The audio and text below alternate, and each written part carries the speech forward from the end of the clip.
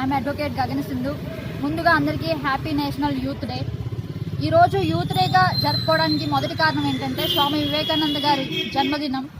ఆయన యువతగా ఉన్నప్పుడే, అంటే ఆయన జీవితం ఎప్పుడైతే ప్రారంభించారో యువతగా ఉన్న స్టేజ్లోనే ఆయన ఎదగటం, ప్రపంచం దాటి వెళ్ళటం, చికాగో సభ లాంటి మహాసభల్లో ఆయన యొక్క గలం విప్పి మాట్లాడటం, అక్కడ ఉన్న Nobel men of the nation అంతమంది ఉన్నా కూడా కేవలం అతి తక్కువ వయసులో 29 ఏళ్ల వయసులో ప్రపంచం దాటి అక్కడి వరకు వెళ్ళి తెలుగుతనం యొక్క సత్తా చాటినటువంటి వ్యక్తి కాబట్టి ఆయన్ని యువతకి ఇన్స్పిరేషన్గా తీసుకునే విధంగా ఆయన్ని నేషనల్ యూత్ డేగా జరుపుకుంటాము.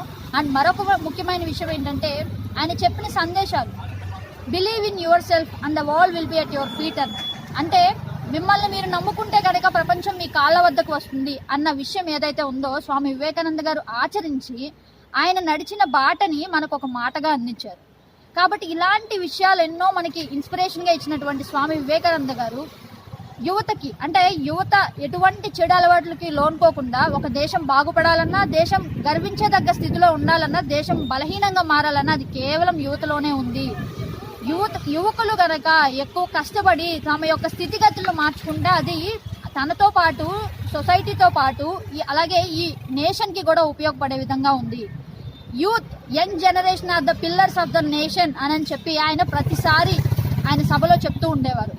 ఎందుకంటే యువతతోనే మొత్తం తోడ్పడి ఉంది, యువతతోనే ఈ ప్రపంచం ముందుకు నడుస్తుంది. కాబట్టి దీన్ని యూత్ డేగా మనం సెలబ్రేట్ చేసుకుంటూ ఉంటాం. సో ఇలాంటి స్వామి వివేకానంద గారు లాంటిని వారిని ఇన్స్పిరేషన్గా తీసుకొని ప్రతి ఒక్కరూ కూడా తమ జీవితాల్లో ముందుకు వెళ్ళాలని, ఇలాంటి యూత్ డేకి మనం కూడా మన వంతు సహాయం, అంటే మనం పోరాటం చేసి మనం కష్టపడి మనం ముందుకెళ్ళి మన చుట్టూ ఉన్న వాళ్ళని ముందుకు తీసుకెళ్లే విధంగా కష్టపడాలని చెప్పేసి మరొకసారి కోరుకుంటూ wishing you all A happy national youth.